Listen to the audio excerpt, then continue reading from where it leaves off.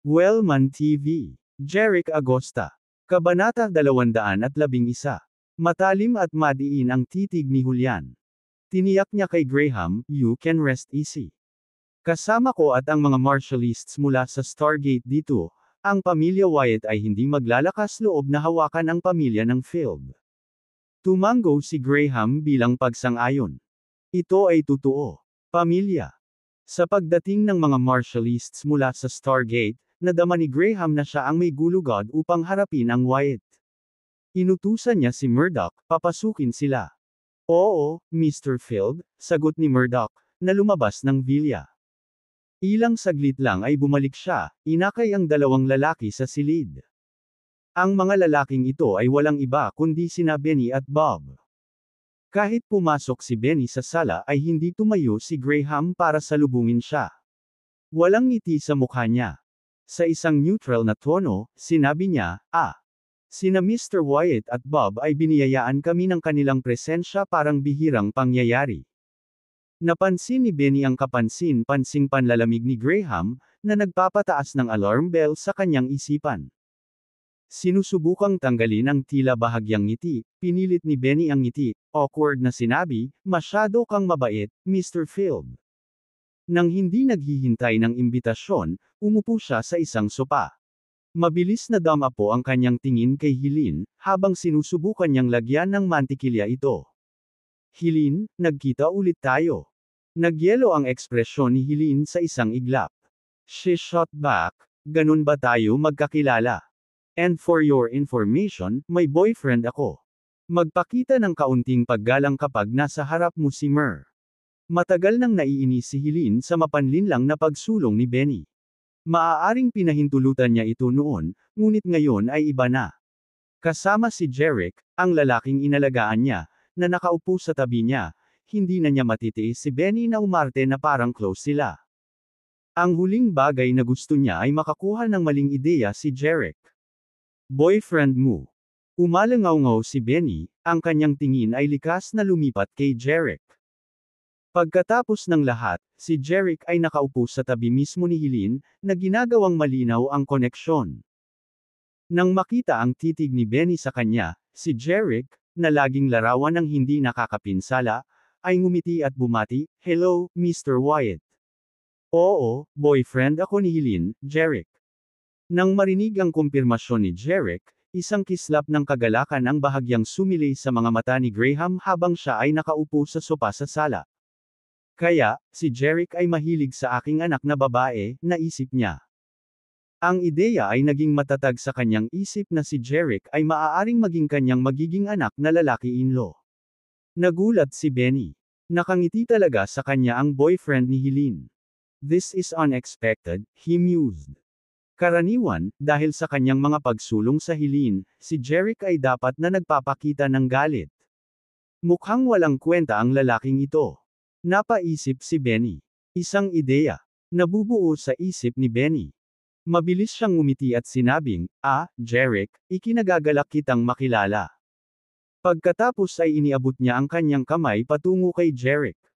Halos magdobletake sina Helene, Graham, at Julian. Hindi ba dapat magkaaway ang dalawang ito? Bakit ngayon ay nagpapalitan na sila ng pleasantries at handshakes? Nakuha ba nila ang maling script o ano? Nagtataka sila. Habang nakatingin ang tatlo sa pagkalito, iniunat na ni Jeric ang kanyang kamay, niyugyug ang kamay ni Benny sa magiliw na pagkakahawak. "Ikinagagalak din kitang makilala. Wyatt. Kung boyfriend ka ni Helene, pwede naman tayong maging magkaibigan, di ba?" Nag-propose si Benny. "Siyempre, gusto kong makipagkaibigan sa iyo, Mr. Wyatt," masayang tugon ni Jeric. Si Helene, Graham, at Julian ay lahat naiwan na nabigla, ang kanilang mga ekspresyon ay parang nahuli sa isang bug zone ng hangin. "May alam akong buhay na bar sa Vista Verde. Paano kung pupunta tayo doon sa gabi para sa isang masarap na inumin?" Mungkahi ni Benny.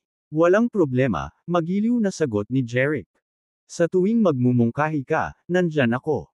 "Sige, Jeric, pwede ko bang makuha ang number mo? Gusto sana kitang yayain na uminom." "Ibibigay ko sa iyo ang aking numero ngayon," sagot ni Jeric, kaagad na kinuha ang kanyang telepono at ibinahagi ang kanyang mga detalye sa pakikipag-ugnayan. Nang isave ni Benny ang numero sa kanyang telepono, isang ngisi ang sumilay sa kanyang mukha. Gaya nga ng naisip ko, napaisip siya. Grabe naman itong si Jerick na ito. With a bit of faint camaraderie, he genuinely believes that I consider him a friend. Hahanap ako ng pagkakataon na tawagan siya at pumunta sa isang bar at ipakita sa kanya kung ano. Pagkatapos makipagpalitan ng kasiyahan, tumayo si Benny at hinarap si Graham. Mr. Field, ang dahilan ng aking pagbisita ngayon ay nais ng aking ama na magtanong tungkol sa bagong proyekto ng CBD. Itutuloy mo ba ang bid? Isang ngiti ang sumilay sa mukha ni Graham. Benny, simula nang magtanong ang tatay mo, mauuna na ako, naisumat ko na ang ating bid para sa bagong CBD project. Higit pa rito, hindi ako papayagan ng konseho ng lungsod na bawiin ito. Umaasa silang lalahok ako sa isang patas na proseso ng pagbid. So, wala akong choice kundi ituloy ang bid. Tumango si Benny bilang pag-unawa. Nakikita ko, Mr. Field. Dapat papunta na ako noon. Ngunit bago umalis, ngumiti siya kay Jerick at kumaway. Jerick, tatawagan kita para sa inumin na iyan, okay? Tugon ni Jerick sabay ngiti, walang problema, hihintayin ko ang tawag mo. Pinalabas ni Graham si Murdoch at si Bob sa mansyon. Habang humihina ang tunog ng makina ng sasakyan, hindi na napigilan ni Helene ang kanyang pagkagalit. Jerick, hindi puro ang intensyon ni Benny. Bakit mo ibinigay sa kanya ang iyong number at pumayag ka pa na makipag-inuman sa kanya? Pati si Graham ay naguguluhan din dito. Ngunit naniwala siya sa katalinuhan ni Jerick at nag-alinlangan na makaligtaan niya ang lihim na motibo ni Benny. With a calm demeanor, Jerick responded, sa tingin niya madali akong manipulahin at mahuhulog mismo sa bitag niya, di ba? Makikipaglaro ako at bibigyan ko siya ng palabas. Gusto kong malaman kung anong klaseng mga pukana ang pinaplano niya laban sa akin. Nang magkagayoy nagliwanag ang mga mata ni na Graham at Helene sa pagkagulat at pagkaluwag.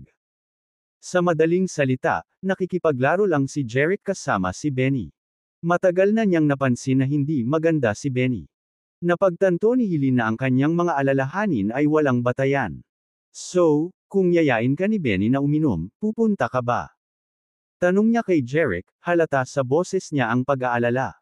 With our missing a beat, Jerick replied, kung may gumagamot, bakit hindi ako pumunta? Ngunit paano kung maglagay si Benny ng bitag? Paano kung makuha niya ang mga martialists ng pamilya Wyatt na habulin ka? Anong magagawa ko? Labanan sila, sabi ni Jerick na walang pag-aalinlangan. Naalala ni Helene kung paano madaling natalo ni Jerick ang mga martialists na pinadala ni Clinton kanina. Ang kanyang pagtitiwala laban sa mga martialists ng pamilya Wyatt ay tila makatwiran. Sa sandaling iyon, lumingon si Julian kay Jerick, nagtanong, Mr. Agosta, nagsasanay ka ba ng martial arts? Jerick affirmed, medyo, oo. Basics lang. Bagaman sanay ka, simula ni Julian, ang pamilya Wyatt ay may matatag na ugnayan sa Blade Gate. Para sa kaligtasan, maaaring maging matalino na iwasan ang pag-inom kasama si Benny. Pero kung pipilitin mong pumunta, magsama ka ng ilang martialists mula sa Stargate. Sisiguraduhin nilang ligtas ka. Kahit na nakita ni Jerick na labis ang pag-aalala, tumango lang siya bilang pagsang-ayon, ayaw niyang makipagtalo. Jerick, may punto si Julian, sabi ni Graham na may tame time na tono. Kapag bumalik si Benny at nalaman ni James na hindi ako actress sa CBD project bid, baka magplano sila laban sa atin. Kaya ang imbitasyon ni Benny ay maaaring bahagi ng kanilang tukana.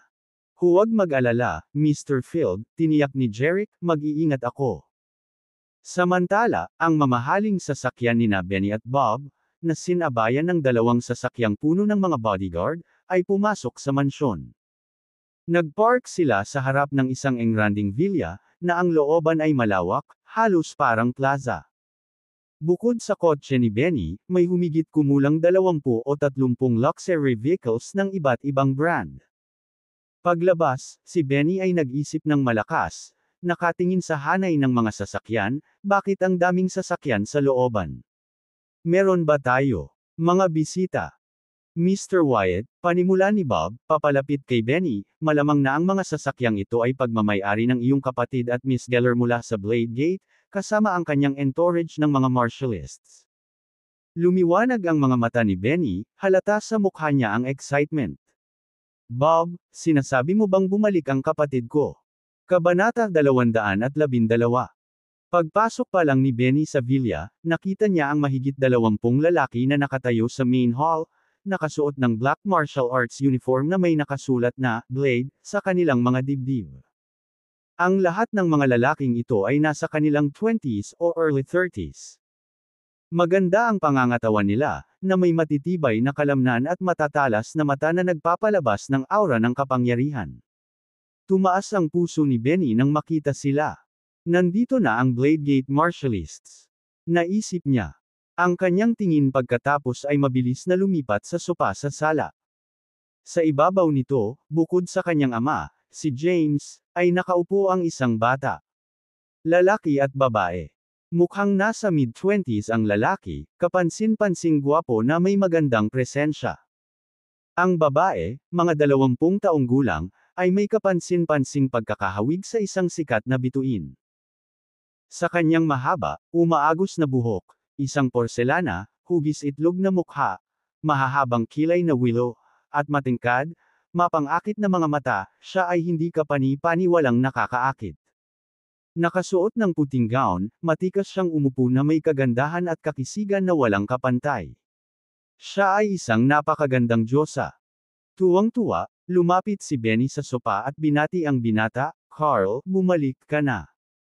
Sa katunayan, ang binata sa sopa ay ang nakatatandang kapatid ni Benny, ang pinakamatandang tagapagmana ng pamilya Wyatt, si Carl.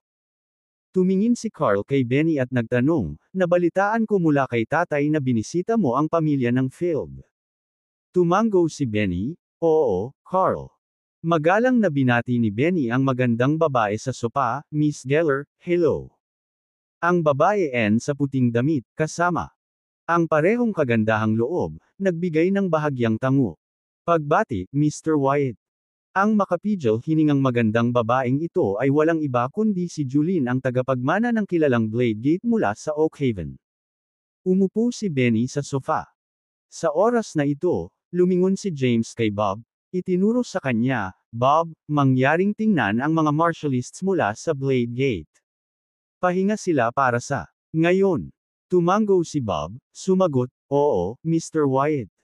Pagkatapos ay kinausap niya ang higit sa 20 martialists mula sa Blade Gate sa bulwagan, "Mga ginoo mula sa Blade Gate, mangyaring sumunod." Ako. Agad na sinundan ng Blade Gate martialist si Bob palabas ng sala.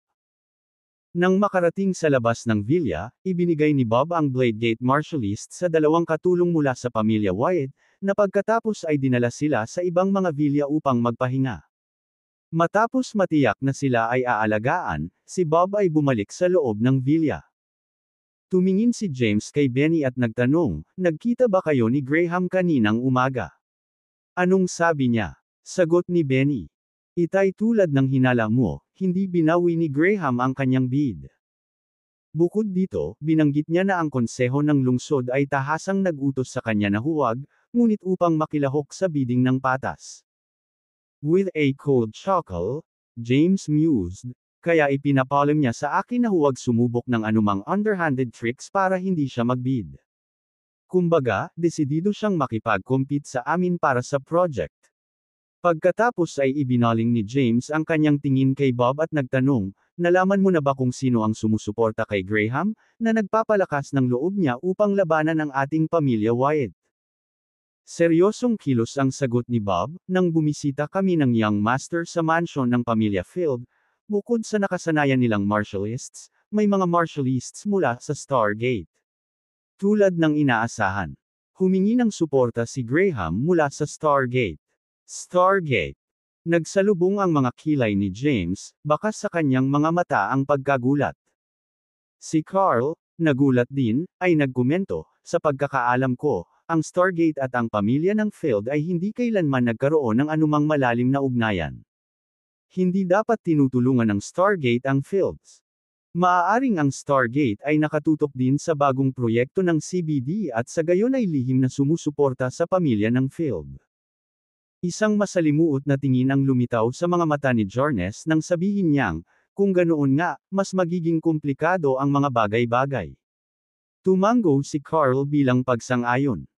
Ang Stargate ay kapantay ng aming Bladegate sa mga tuntunin ng reputasyon at lakas.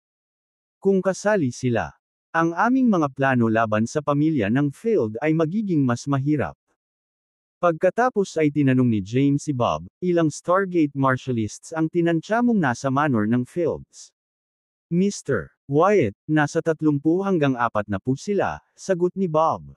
Bakas sa mukha ni na James at Carl ang pagkagulat. Nagkomento si Carl sa kanyang ama, bihira ang Stargate na mag-deploy ng napakaraming Marshalists para protektahan ang isang maimpluwensyang pamilya. Kahit sa pagbabalik ko, 20 Marshalists lang ang dala ko mula sa Bladegate. Para may deploy ng Stargate ang ganoong malaking bilang ng sabay-sabay, mahirap paniwalaan na hindi nila hinahabol ang bagong CBD project na maingat na sinabi ni James, kung ganoon nga ang kaso, maaaring kailanganin nating ilagay ang ating mga plano laban sa pamilya ng Field sa ay. Hawakan mo. Nag-aalalang dagdag ni Carl, tama ka, Dad. Ang pag-akyat laban sa Fields ay mangangahulugan ng direktang paghaharap sa pagitan ng Bladegate at Stargate. Ang mga kahihinatnan ng gayong labanan ay magiging matindi. Ang Bladegate ay hindi gagawa ng ganoong hakbang maliban kung talagang kinakailangan. Sa sandaling iyon, si Benny, na mukhang may kumpiyansa, ay nagsabi, Carl, mayroon akong plano na maaaring maiwasan ang isang pagtatalo sa pagitan ng Bladegate at Stargate at gayunpaman ay gagawin ng pamilya ng Field sa aming kalooban. Napatingin agad sina James at Benny kay Benny. Maging si Julian na nanatiling tahimik ay napalingon sa kanya. Hindi na kailangang sabihin, nag-aalinlangan sila tungkol sa kanyang pag-angkin. Si James, na nakataas ang kilay, ay nagtanong, ano ang plano mo para maiwasan ang pag-aaway ng dalawang sekta at gagawin pa rin ang mga Field na makinig sa atin? Benny, with a sly grin, revealed, kaninang umaga, nang pumunta ako sa Field's Manor, nalaman kong may boyfriend si Helene. Iyon lang. Humalaklak si James. Mukhang magpapagulo sa sarili mong hiling na pakasalan si Helene.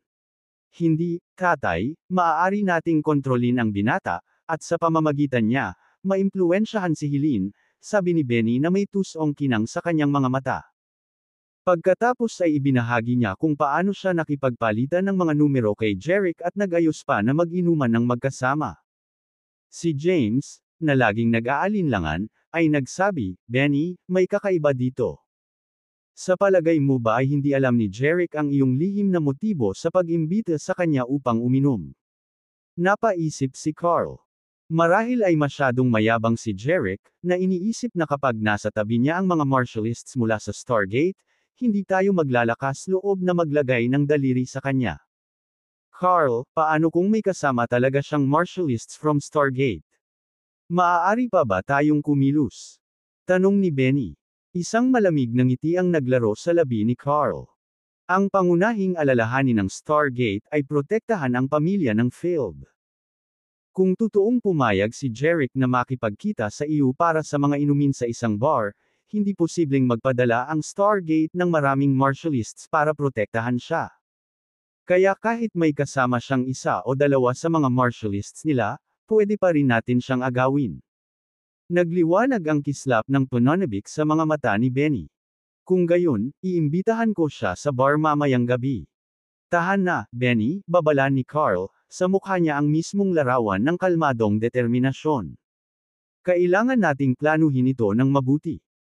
Ang tatlong Wyatts ay nagsimulang talakayin ang kanilang diskarte sa sala, nagpaplano hindi lamang laban kay Jerick kundi pati na rin kung paano siya gagamitin upang higit pang kontrolin si Helene. Si Julian, nakaupo sa sopa, ay nanatiling tahimik sa buong lugar. May malinaw na paghamak sa kanyang mga mata sa palihim at mapanlinlang na paraan ng tatlong lalaking Wyatt. Kung hindi dahil sa pagpupumilit ng kanyang ama na ipadala siya sa lugar ng mga Wyatt, hindi niya pipiliin na dito. Lahat ng ginawa ng pamilya Wyatt ay tinanggihan siya. Wala siyang gustong gawin sa kanila at gusto niyang makalayo hanggat maaari. Sa puso niya, alam niyang hindi siya katulad nila. Hindi niya maisip kung bakit nagtiwala ang kanyang ama sa mga Wyatts, partikular sa senior presbyter na si Travis. Kabanata 213. Nang sumapit ang gabi sa Fields Manor, si Jerick, Helene, at Graham ay nakaupo sa sala. Habang humihigop ng kape, nakinig si Jerick kay Graham na naglalarawan ng bagong proyekto sa CBD. Ang proyektong ito ay kumakatawan sa bagong CBD sa Vista Verde, at ito ay nakahanda na maging isang pangunahing sentro ng pananalapi. Kung may secure ng Horizon Group ang development plot na ito, magdadala ito ng malaking benepisyo sa aming kumpanya, paliwanag ni Graham. Ngunit, ang pamilya Wyatt ay tiyak na hindi bibitawan ang ginintoang pagkakataon, dapat tayong maging handa para sa ilang mahigpit na kompetisyon mula sa kanila, dagdag niya. Tanong ni Jerick. Mr. Field, dahil ito ay isang pangunahing proyekto sa Vista Verde, ipinapalagay ko na ang paunang kapital upang magsimula ay magiging malaki, tama ba? Graham nodded seryoso, tumugon. Ang presyo ng lupa para sa proyekto ng CBD ay maaaring lumampas sa kasalukuyang pinakamataas na gastos sa Vista Verde. Kailangan nating maghanda ng bilyon-bilyon. Kahit na ang Field Group ay kabilang sa nangungunang 10 financial conglomerates sa Vista Verde, ang isang proyekto na ganito kalaki ay maaaring maging mahirap para sa kanila. Kaya nga, patuloy ni Graham, upang matagumpay na masecure at masimulan ang proyektong ito, maaaring kailanganin nating makipagtulungan sa iba pang mga financial powerhouse sa Vista Verde. Nilapitan na ni Steve ang ilan para sa mga potensyal na pakikipagsosyo. Naniniwala ako na maaayos natin ang mga detalye sa pananalapi.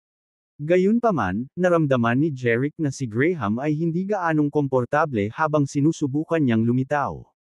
Pagkatapos ng lahat, ang bilyon ay hindi isang maliit na halaga. Kahit na para sa isang napakalaking proyekto tulad ng CBD, titimbangin ng mga collaborator ang kanilang lakas at ang mga panganib na kasangkot. Gayunpaman, ang mga salita ni Graham ay nagbigay kay Jerick ng ideya. Siguro oras na para gumawa ng isa pang malaking hakbang sa stock market, naisip niya. At sa pagkakataong ito, naglalayon siyang kumita ng napakalaking tubo, sa larangan ng bilyon-bilyon. Una, ang bid sa proyekto ng CBD ay nangangailangan ng malaking halaga ng kapital. Pangalawa, nakipagsiksikan na siya sa bilyon-bilyon at 10-10 bilyon sa stock market. Ngayon, hinanggad niya ang kilig sa pakikipaglaro sa totoong malaking isda sa pananalapi. Mr. Field, nag-alok si Jerick, kung nakita mo ang iyong sarili nakapos sa mga pondo ipaalam lang sa akin. Sasagutin ko ang pagkakaiba. Isang mapagpapasalamat na ngiti ang sumilay sa mukha ni Graham. Salamat. Kung magkulang man tayo, tiyak na aabot ako. Alam niya na ang Evermore Group ay umuunlad sa vein, na kumikita ng napakalaking kita araw-araw. Nangangahulugan ito na mayroon siyang isa pang malakas na kaalyado upang tustusan ang bid sa proyekto ng CBD. Maya-maya lang, tumunog ang ringtone. Kinuha ni Jerick ang kanyang telepono, at isang ngiti ang sumilay sa kanyang mukha nang makita ang caller ID. Napukaw ang curiosity ni Helene. Bakit napakasaya? Ito ba ay isang tawag mula sa isang kagandahan? May bahid ng selos sa tono niya. Itinaas ni Jerick ang screen ng kanyang telepono at sinabing, hindi kagandahan, ngunit isang gwapong lalaki. Napatingin si Helene sa screen at nakita ang pangalan, Benny. She remarked, hindi mo seryosong pinag-iisipan na makipag-inuman kasama siya, di ba? Binanggit niya ito dahil inimbitahan ni Benny si Jerick para uminom noong umaga. Tugon ni Jerick, tingnan natin kung tumatawag siya tungkol sa mga inuming iyon. Kung siya nga, syempre pupunta ako. With that, sinagot niya ang tawag. Hello, Mr. Wyatt. Tumatawag ka ba para yayain akong lumabas para sa mga inumin na iyon? Mr. Jerick, paano mo nahulaan kaagad? Masayang boses ni Benny ang nanggaling sa telepono. Dahil nabanggit mo ito kaninang umaga, at ipinapalagay ko na ikaw ay isang tao ng iyong salita, sagot ni Jerick. Pakiramdam ni Helene ay mahihimatay na siya. Maliwanag, hindi maganda si Benny, ngunit tila masigasig si Jeric sa ideya na samahan siya para uminom. Siya ay halos naglalakad sa isang bitag. Muling umalangaw-ngaw ang masiglang boses ni Benny. Tama ka. Paano naman mamayang alas 8 sa Wyatt Bar? Sabay-sabay tayong uminom ng kaunting inumin. Mukhang maganda, Mr. Wyatt. Magkita-kita tayo doon, tugon ni Jeric, na parehong masigasig. Dahil doon, ibinaba ni Jeric ang telepono. Narinig ni Helene ang pakikipag-usap sa telepono ni Jeric kay Benny. Nag-aalala, sinabi niya, Jeric, sigurado ka ba sa Goy? Ang Wyatt Bar ay ang pinakamalaking bar sa Vista Verde. Ito ay isang lugar kung saan lahat ng uri ng tao ay naghahalo, at higit pa, ito ay pag-aari ng Wyatt Group. Ang pagpunta roon ay parang pagpasok sa isang bitag. Hindi napigilan ni Graham na sumigaw, Jeric, tama si Helene. Ang Wyatt Bar ay teritoryo ng Wyatt. Kapag nakapasok ka na, baka mahirapan kang bumalik.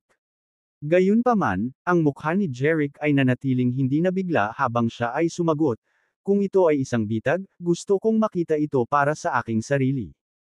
Huwag kang mag-alala, hindi madaling guguluhin ako ng mga Wyatt. Pupunta ako para tumambay kay Benny. With that, nagsimula na siyang magtungo palabas. Mabilis na sumunod si Helene, na nagsasabing, Jeric, alam kong isa kang mabigat na militar. Ngunit ang pagpunta sa Wyatt Bar mag-isa ay masyadong mapanganib. Madaling umiwas sa isang bukas na pag-atake ngunit mahirap bantayan laban sa isang nakatago. Kilala ang Wyatt sa kanilang mga palihim na taktika. Bakit hindi hayaang dalhin ni Julian ang ilan sa mga martialists ng Stargate? Sagot ni Jeric, hindi na kailangan. Magiging maayos din ako. Maya-maya lang, pumasok si Julian sa main door, nagkataon na tumakbo sila Jeric at Helene. Agad na sinabi ni Helene sa bagong dating, Julian. Perpektong timing. Inimbitahan ni Benny si Jeric para sa mga inumin sa Wyatt Bar, at sigurado akong wala siyang magagawa. Dapat sumama ka sa kanya. Bakas sa mukha ni Julian ang pagkagulat. Talaga bang iinom si Jeric kasama si Benny? Tumingin siya kay Jeric at sinabing, alam na B34. Baka hindi puro intensyon, bakit gusto mo pa ring pumunta? Tumawa si Jeric, na nagsasabing, simple lang. Bibigyan ko sila ng pagkakataong tumawid sa akin, para mapabagsak ko ang pamilya Wyatt ng tuluyan. Nang marinig ito, parehong natigilan sina Julian at Helene kaya nawalan sila ng salita. Kung hindi naging matino si Jeric, akala nilang lasing ito nagsasalita.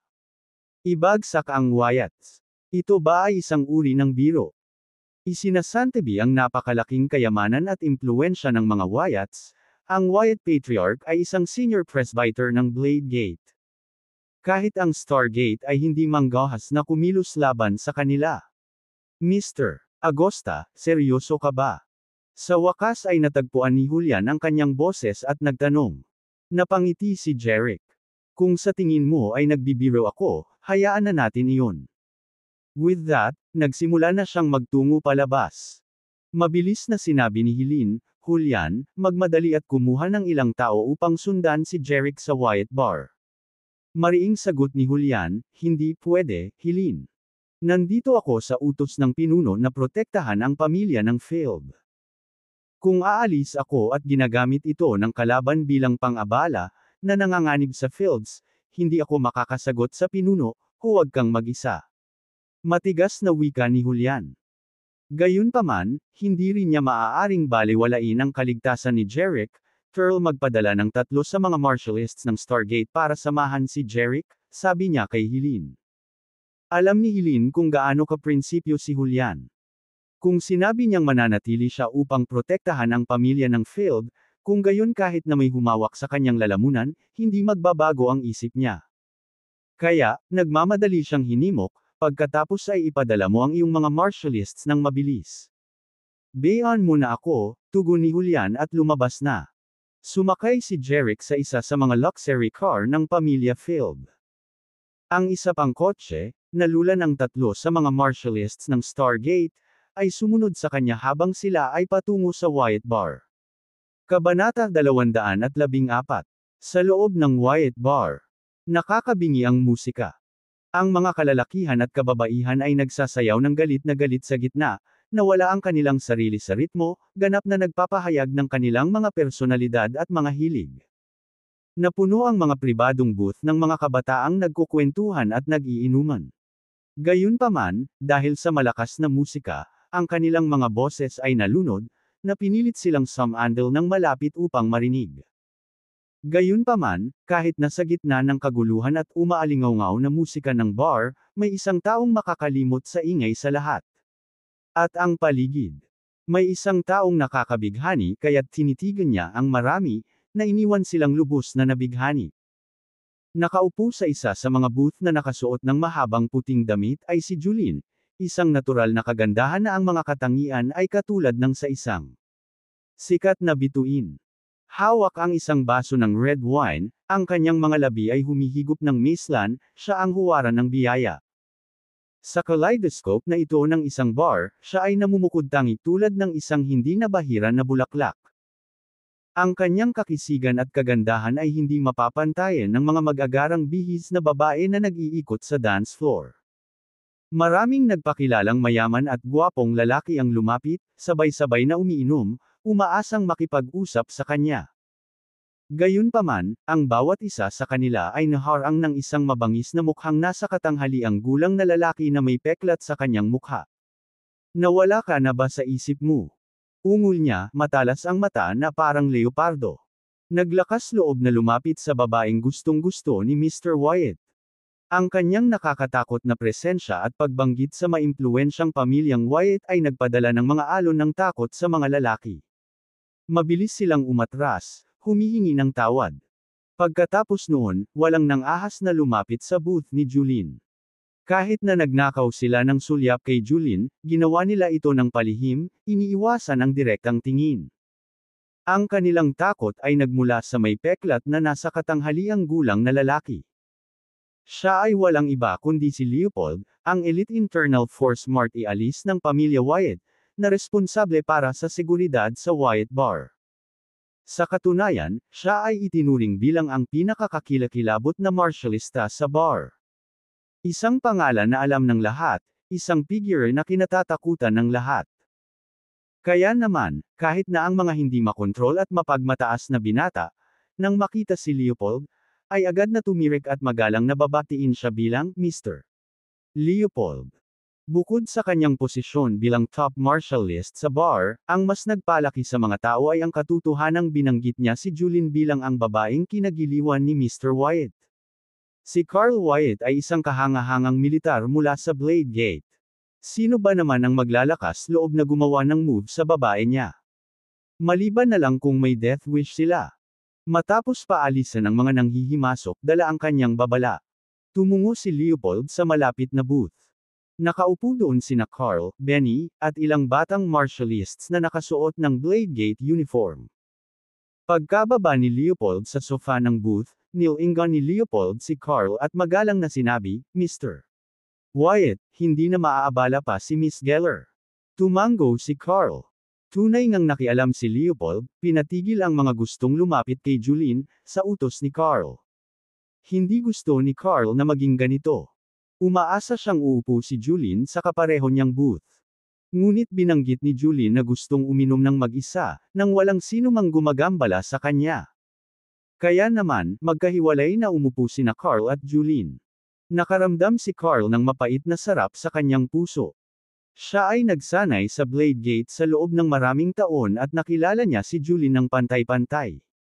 Sa paglipas ng panahon, araw-araw niyang nakikita, nahulog na siya sa kanya, isang junior na may walang katulad na kagandahan at kagandahan. Pero never nagpakita ng romantic feeling si Julin para sa kanya.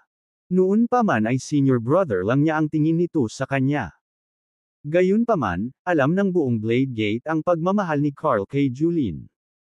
Kahit na ang kanyang lolo ay nabanggit na tinatalakay ang kanilang potensyal na kasal sa pinuno ng Blade Gate. Bukod dito, ang pinuno ay tila lubos na nasisiyahan kay Carl at mukhang handang pakasalan ang kanyang anak na babae, si Julin, sa kanya.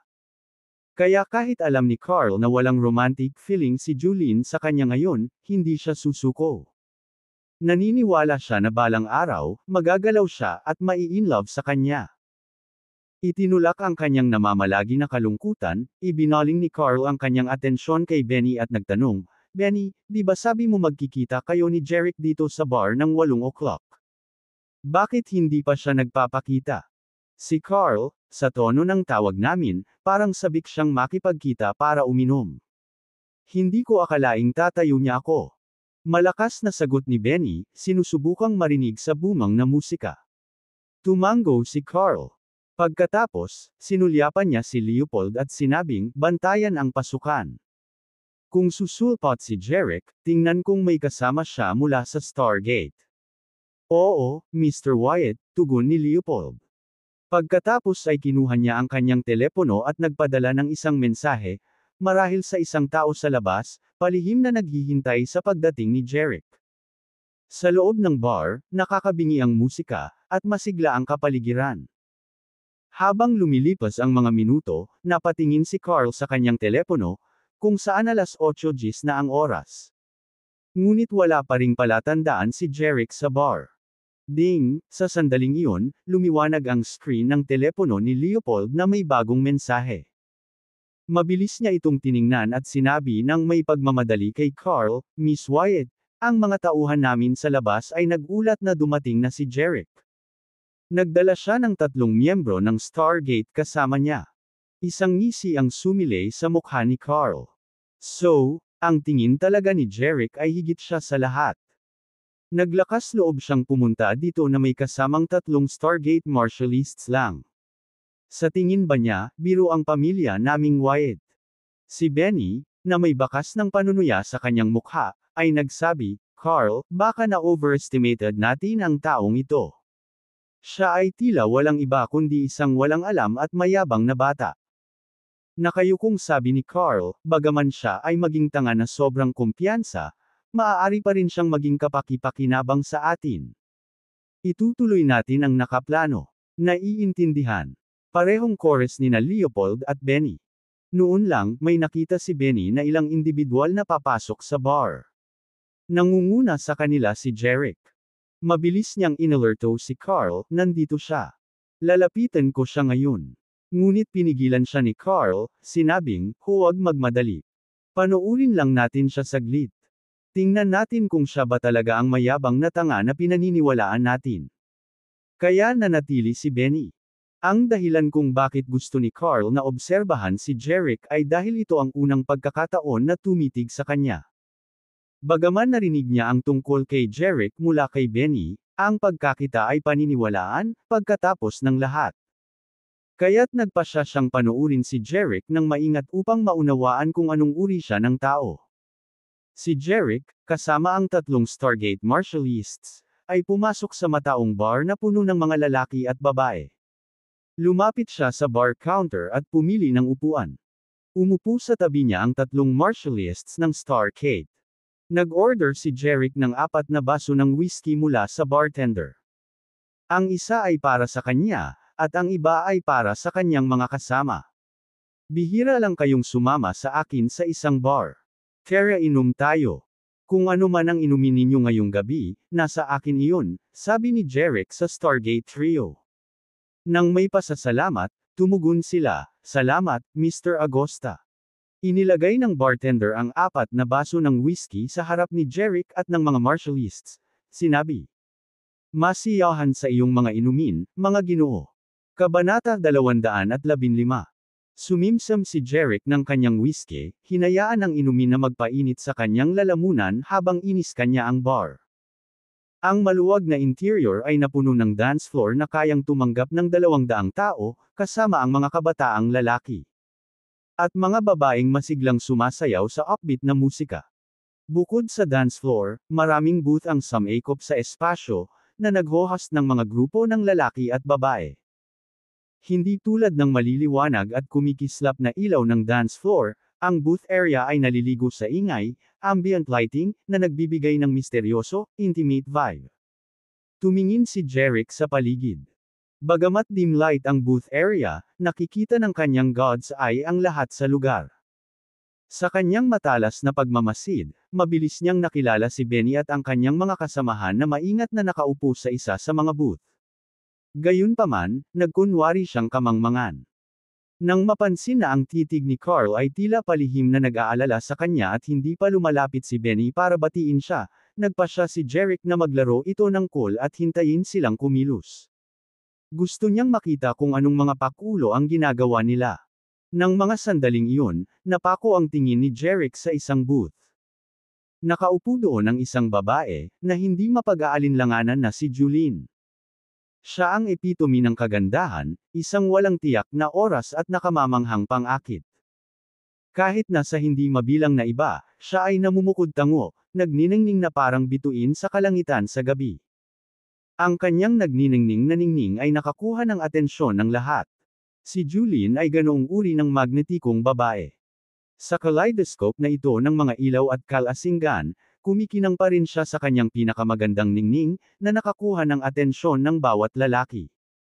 Sino ba ang mag-aakala na makakatagpo ako ng isang makalangit na kagandahan sa isang lugar na tulad nito? Napaisip si Jeric, humigop ng kanyang whiskey at binanggit ito sa tatlong marshalists mula sa Stargate. Kasunod ng kanyang tingin, ibinaling ng tatlo ang kanilang mga mata kay Julene sa booth, at ang kanilang mga mukha ay namutla. Ang isa sa mga marshalists ng Stargate ay nagmamadaling nagbabala kay Jeric, Mr. Agosta, iyon si Julene mula sa Blade Gate, ang tagapagmana ng kanilang pinuno. Huwag mo nang isipin ang paglapit sa kanya. Mag-spell lang ng gulo. Sa kanyang God's Eye, natukoy na ni Jeric ang pagkakakilanlan ni Julene. Ngunit nagkunwari siyang nagulat, nagtanong. Siya ba talaga ang tagapagmana ng pinuno ng Blade Gate? Talaga. Minsan na siyang dinala ng pinuno ng Blade Gate sa Stargate, hinding-hindi namin siya magkakamali, seryosong sagot ng parehong marshalista. Ngunit kakaiba na makita siya, na kadalasang nananatiling mababa ang profile, sa isang bar sa Vista Verde. Naisip ni Jeric sa kanyang sarili, syempre, hindi mo siya makikilala dito dahil sa magkapatid na Wyatt. Bihira lang makatagpo ng ganitong celestial beauty, lalo na ang isa na tagapagmana ng Blade Gate. Nakakahiya kung hindi makarating. Kilalanin mo siya, pag-iisip niya ng malakas. Gamit iyon, hawak ang kanyang whiskey, humakbang si Jeric patungo sa booth ni Julene sa ilalim ng nagtatakang mga mata ng tatlong Stargate. Mga marshalists.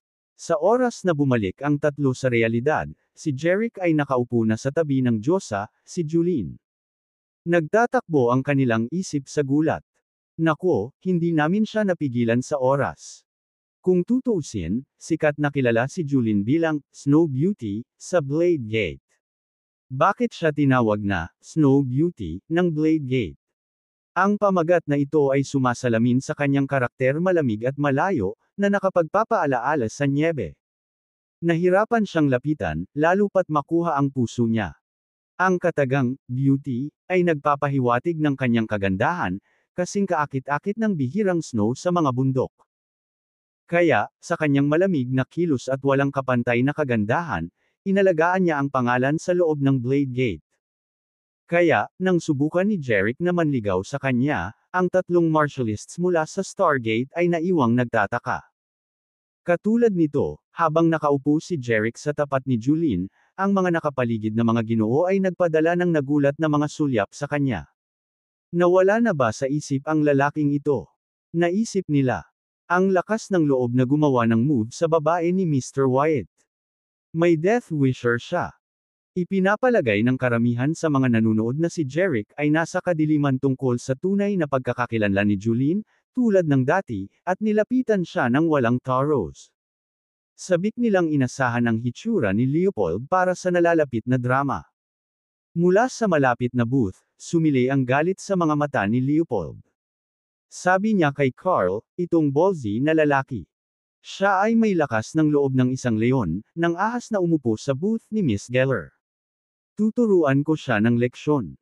Nagsimula nang bumangon si Leopold, ngunit pinigilan siya ni Carl, teka lang, Leopold. Gusto kong makita kung anong mga pakulo niya para lapitan si Julene. Alam ni Carl ang nagyayelong disposisyon ni Julene. Kung mananatiling magalang si Jeric ay magiging maayos ang lahat. Ngunit anumang kaunting pahiwatig ng kawalang galang, kahit na isang mapaglarong pangungusap, at pagsisisihan niya ito sa lalong madaling panahon. Magandang babae, maaari ba akong makibahagi sa iyo ng inumin? Nakaupo sa tapat ni Julian, itinaas ni Jeric ang kanyang baso ng whiskey na nakangiti. Si Julian, kasama ang kanyang nakamamanghang kagandahan, ay tumingin muli sa kanya. Ang kanyang ekspresyon ay kasing lamig ng kabundukan nang sumagot siya ng, "Hindi kita kilala." Napangiti si Jeric. "Ang pangalan ko ay Jeric Agosta, at ikaw si Julian Geller, tama ba?" Tiningnan ni Julian si Jeric na may haharapin ngayong gabi. Ng pag-asa, iniisip sa sarili, kaya ito ang Jeric na pinaplano ng magkapatid na Wyatt. Kinuha niya ang kanyang inumin, bahagya itong idiniin sa baso ng whiskey sa kamay ni Jeric. "Paano mo nalaman ang pangalan ko?" Sagot ni Jeric, ang tagapagmana ng Blade Gate, na kilala bilang Snow Beauty. "Julian, ay isang pangalan na matagal ko nang narinig.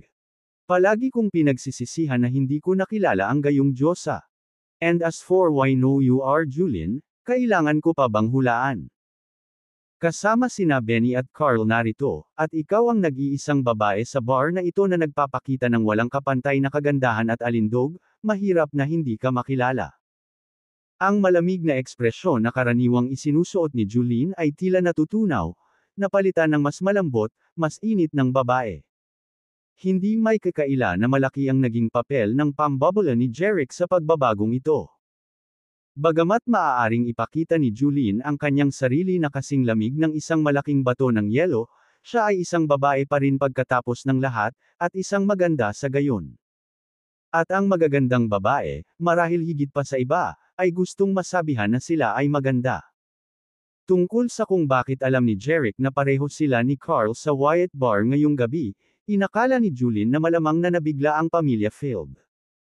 Tulad ng alam ng pamilyang Wyatt tungkol sa pamilya ng Field na humihingi ng tulong sa mga martialists ng Stargate. So, maliban sa pagsasalo ng inumin, may iba ka bang gustong itanong kay Julian, na matamang nakatingin kay Jeric? Siyempre may dahilan. "I think we can become friends," nakangiting sagot ni Jeric. May ngiti siya sa sarili, na para bang sigurado siyang gugustuhin niyang maging kaibigan si Julian. Nakatitig lang si Julian, pakiramdam na medyo nababaliw na sa nakikitang narcissism ni Jeric. "Wala akong interes na makipagkaibigan sa iyo," napipilitan siyang sabihin sa kanya, na nagpapahiwatig na ang kanyang pagmamataas ay hindi angkop sa kanya. Bagamat binaril niya siya, si Jeric ay tila hindi nababahala, ang kanyang kumpiyansa ay hindi natitinag. "Mahal, huwag mong itakwil ng mabilis ang ideya. Sino ang nakakaalam? Baka balang araw magustuhan mo rin ako." He quipped with a chuckle. Matigas na tugon ni Julian. "Hinding-hindi mangyayari iyon. Sige, darating si Benny mula sa booth. Makakahabol tayo mamaya," sabi ni Jeric, na nakita si Benny na tumayo mula sa kanyang upuan at papunta sa kanilang direksyon. "Mabuti pa umalis ka na," sabi ni Julian. Nang tumayo si Jeric para umalis, lumapit siya para sabihin, "Kung nagkataon, wala ka bang nararamdaman para kay Carl at nababahala ka sa pagmamahal niya sa iyo?" Nanlaki ang mga mata ni Julian sa gulat, at bago siya nakasagot, nagpatuloy si Jeric, "Maaari kitang tulungan sa dilema na iyon." Sa mga salitang iyon, lumabas siya ng booth na may makahulugang ngisi. Sa pagmamasid sa kanyang umaatres na figura, natigilan si Julian. Paano niya nalaman na wala akong nararamdaman para kay Carl? At paano niya nalaman na naiinis ako? Naisip niya. Kabanata 216. Sa bar, ang tatlong martialists mula sa Stargate at ang mga lalaking nakaupo sa paligid ng mga booth ay lubos na namangha habang pinapanood si Jeric na nakikipag-chat at nagkuklink ng mga baso kay Julian. Bakit walang nangyayari kapag nilapitan ni Jeric si Julian? Nasaan si Leopold? Bakit hindi siya nagpakita? Habang sila ay nauutol sa gulat, nakita nila si Benny na papalapit kay Jeric. Pagkatapos ay kumikinang sa pananabik ang mga mata ng mga lalaki sa nakapalibot na mga booth. No wonder nawawala si Leopold. Si Benny Wyatt, ang pangalawang anak ng pamilyang Wyatt, ang kumikilos. Halos ma-visualize na nila ang eksena kung saan ang mainitan ang ulo na si Benny ay magbibigay ng pambubugbog kay Jeric. Kung tutuusin, si Julie ang babaeng kinabighani ni Carl. Paano mapapaalis ni Benny si Jeric? Ang tatlong martialists mula sa Stargate sa bar ay hindi masyadong nag-aalala. Ibinaba ang kanilang mga baso ng whiskey, tumayo sila, handang ipagtanggol si Jeric kung kumilos si Benny. Pag-alis ni Jeric sa booth ni Julian, bago pa siya makalayo ay sinalubong siya ni Benny. "Huli ka Jeric," nakangiting sabi ni Benny. Sumulyap sa kanyang telepono, sumagot si Jeric, "Oo, alas 8:20 na. Late na yan ng 20 minutes. Nagsisimula akong isipin na hindi ka darating." Tiningnan ni Benny ang booth ni Julian at nagtanong, "Kilala mo ba si Miss Geller?" Tumango si Jeric, tumugon. "Kakakilala ko lang sa kanya." Nang makita ang pamilyar na ekspresyon sa mukha ni Jeric, na para bang matandang magkaibigan sila ni Julian, naramdaman ni Benny na suntukin siya. Sa puso niya, si Julian ang babaeng hinahangaan ni Carl malamang sa magiging kapatid niya in-law. Si Jeric na sinusubukang simula ng isang pag-uusap kay Julian ay nagalit kay Benny, syempre. Gayunpaman, bagamat nakaramdam ng inis si Benny, hindi niya ito pinahalata. Pagkatapos ng lahat, mayroon pa rin siyang gamit para kay Jeric sa maraming bagay. Kaya't, inilagay ang isang matamis na harapan, ipinulupot ni Benny ang isang braso sa balikat ni Jeric at sinabing, "Jeric, si Julian ang babaeng tinitingnan ng kapatid ko. Pwede ba? Pabor ba ako at huwag ituloy ang magiging hipag ko? Ngayong gabi, maaari kitang ipakilala sa isang matangkad, magandang babae na may nakamamanghang hitsura. Anong sabi mo?" Nagkunwaring nagulat si Jeric, nagtatanong. "Yung babaeng gusto ng kapatid mo. Nasaan siya kung ganoon? Hindi mo sinusubukang hilahin ang isa sa akin, hindi ba?" Itinuro ang booth ni Carl, sumagot si Benny, "Kapatid ko iyon, si Carl doon sa booth na iyon." Nagkukunwaring tumingin sa direksyon na iyon, sinabi ni Jeric, "Oh, kaya kapatid mo iyon." "Exactly, kapatid ko yan. Tara samahan natin uminom." Masigasig siyang inanyayahan ni Benny. "Mr. Agosta, okay ka lang?" Sa sandaling iyon, dumating ang tatlong martialists mula sa Stargate at nagtanong, ang kanilang mga mata ay maingat na nakatingin kay Benny. Sa casual na hangin, sinabi ni Jeric sa kanila, "Okay lang ako. Makikipag-inuman ako kay Mr. Wyatt doon. Dapat kayong lahat ay bumalik at mag-enjoy sa inyong mga inumin." Nang makitang okay na si Jeric, gumaan ang pakiramdam ng tatlong martialists mula sa Stargate at bumalik sa bar. Ang mga lalaki sa nakapalibot na mga booth, na sabik na umasa sa isang eksena kung saan hahampasin ni Benny si Jeric, ay ngayon ay nakanganga sa hindi makapaniwala. Pinagmasdan nila si Benny, na nakaakbay kay Jeric na parang malapit na kapatid, na naglalakad patungo sa booth. Ang inaasahang drama ay sumangga. Kasunod ni Benny, narating ni Jeric ang booth kung saan nakaupo si Carl. "Carl, ito ang kaibigan ko, Jeric," ipinakilala ni Benny na may kagalakan. Napasulyap si Carl kay Jeric at iminuwestra ang sofa sa booth, "Maupo ka." Tumawa si Jeric at sinabing, "Salamat, Mr. Wyatt." Pagkatapos noon, umupo sina Jeric at Benny sa sofa. "So ikaw si Jeric ha? Ngayon lang kita nakitang nakikipag-chat at nakikipag-inuman sa girlfriend ko, Julian." Tinitigan ni Carl si Jeric na may bakas ng paratang sa boses nito. Natigilan, mabilis na sumagot si Jeric, "Mr. Wyatt, ngayon ko lang nalaman ang pagkakamali ko kay Benny. Paano kung parusahan ko ang aking sarili sa pamamagitan ng 3 putok bilang paghingi ng tawad sa iyo?" Napasulyap si Carl sa isa pang lalaki sa sofa, hinarap siya, "Leopold, buhusan mo siya ng inumin." "Oo, Mr. Wyatt," tugon ni Leopold. Pagkatapos ay kinuha ni Leopold ang isang nakabukas na bote ng Remy Martin mula sa mesa, nilagyan ng baso, at inilagay ito sa harap ni Jeric. "Hawak ang inumin," sabi ni Jeric. "Mr. Wyatt, hayaan mo akong i-down itong unang shot sa iyong karangalan."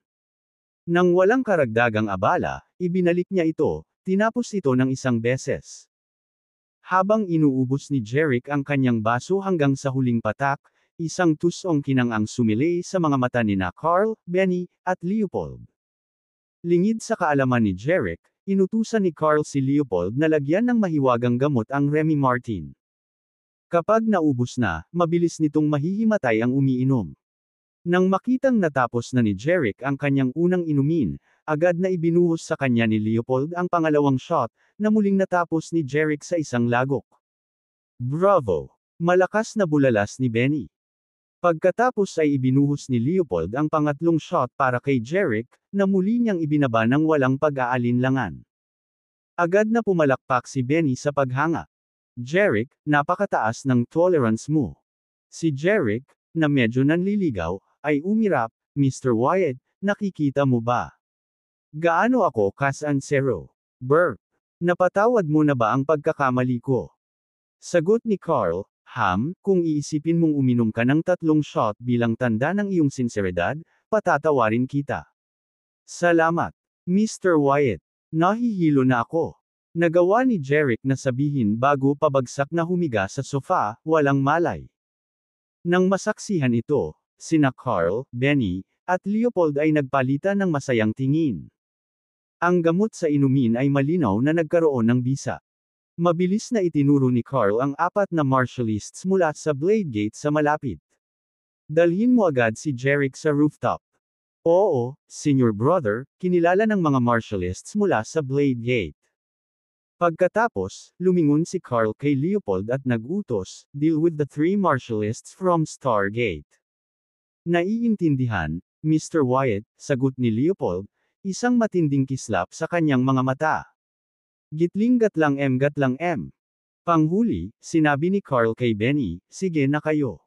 Ipapaalam ko kay Julene. Okay, Carl, sagot ni Benny. Dalawa sa mga martialists ng Blade Gate ang nagtaas ng mga braso ni Jeric, isa sa bawat gilid, at halos kinaladkad ang tama mula sa booth. Si Benny, Leopold, at ang dalawa pang martialists ng Blade Gate ang nagsilbing kanilang protective escort, mabilis na nagtungo sa labasan ng bar. Si Carl lang ang pumunta sa booth ni Julene. Samantala, sa bar, napansin ng 3 martialists mula sa Stargate na nagbabantay sa booth ni Jeric ang biglaang aktibidad. Nang makita nilang dinadala si Jeric, tumunog ang mga alarma sa kanilang mga ulo. May mali. Mukhang kinuha na nila si Mr. Agosta, bulalas ng isa sa mga martialists ng Stargate sa iba. Kailangan natin silang sundan. Baka may balak silang saktan siya. Isa pang Marty A-list mula sa Stargate mabilis na idinagdag. Ang isa sa kanila, na nagpapanatili ng kanyang kalmado, ay nagsabi, inutusan kami ni Julian na alertuhan siya kaagad kung makaharap si Mr. Agosta ng anumang panganib. Ang dalawa pa ay sabay-sabay na sumagot, ipadala mo ang mensahe kay Julian, itutuloy natin ang mga lalaking kumuha kay Mr. Agosta. Tumango ang mahinahong martialista, tumugon. Sige, habulin mo sila, at susunod ako sa iyo. Hindi nag-aksaya ng oras ang dalawang martialists at mabilis na tumakbo patungo sa labasan ng bar. Ang natitira ay mabilis na inilabas ang kanyang telepono upang magpadala ng mensahe kay Julian. Nang matapos ay nagmamadali rin siyang sumunod sa kanila. Kabanata 217. Sa rooftop ng gusali kung saan matatagpuan ang bar ay nakatayo ang isang helipad. Isang helicopter, na may mga ilaw sa cabin nito at isang piloto na naka-helmet sa upuan ng piloto, ay nakapark doon. Si Benny, Leopold, at 4 na martialists mula sa Blade Gate ay patungo sa helicopter, bitbit ang walang malay na si Jeric. Tama yan.